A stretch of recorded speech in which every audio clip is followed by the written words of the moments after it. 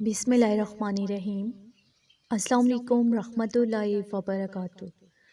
آیت الکرسی کا ترجمہ ہے کہ اللہ تعالیٰ کے سوا کوئی عبادت کے لائق نہیں، وہ زندہ ہے جس کو کبھی موت نہیں آ سکتی، ساری کائنات کو سنبھالنے والا ہے، اس سے نہ اونگ آتی ہے اور نہ نیند، اس کی ملکیت میں زمین و آسمان کی تمام چیزیں ہیں۔ کون شخص ہے جو اس کی اجازت کے بغیر اس کے سامنے شفاعت کر سکے؟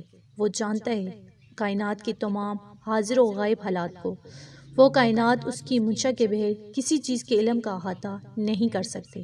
اس کی کرسی کی وسعت نے زمین و آسمان کو گھیر رکھا ہے۔ اللہ تعالیٰ کو ان زمین و آسمان کی حفاظت کچھ گیرا نہیں گزرتی، وہ بہت بلند اور بہت بڑا ہے۔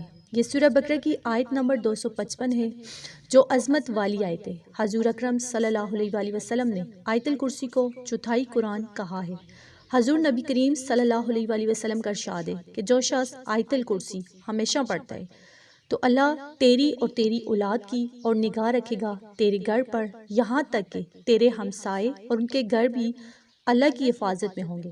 حضور نبی کریم صلی اللہ علیہ وآلہ وسلم کا ارشاد ہے کہ جو شخص ہر فرض نماز کے بعد ایک بار آیت الکرسی ہمیشہ پڑھتا رہا تو جنت اس پر واجب کر دی جائے گی، جنت اور اس کے درمیان سوائے موت کے کوئی چیز عائل نہ ہوگی۔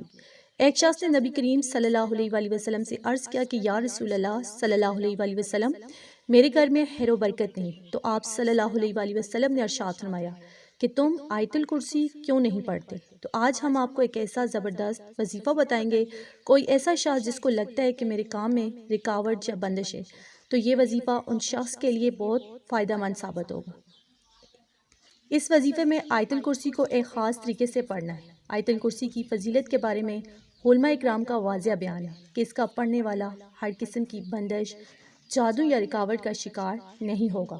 آیت الکرسی قرآن پاک کی سورہ بقرہ میں ہے، جس کے بارے میں یہ مشہور ہے کہ اگر اس کو 3 دن اور 3 راتوں تک جس گھر میں پڑھا جائے گا تو وہ گھر جادو، ٹونے اور ہر قسم کے جنات سے پاک سمجھا جاتا ہے۔ آیت الکرسی کے بہت معجزات ہیں، جس کی مثالیں ہمیں اپنے بزرگوں سے سننے میں ملتی ہیں۔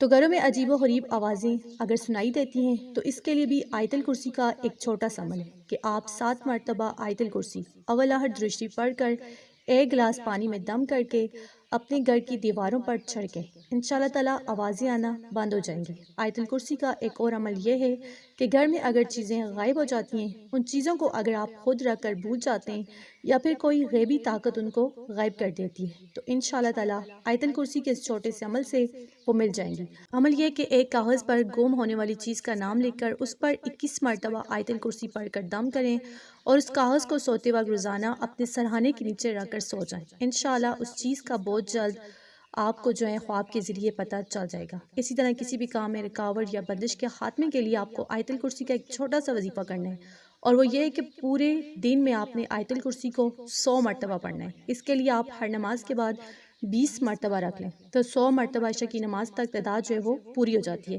تعداد پوری ہونے کے بعد آپ نے سیدھے ہاتھ کی شہادت انگلی سے اپنے پورے گھر کا ہوائی حصہ بنانا ہے اور اللہ پاک سے دعا کرنی ہے کہ اے اللہ پاک ہر قسم کی رکاوٹ اور بندش کو اپنے فضل و کرم سے دور فرما۔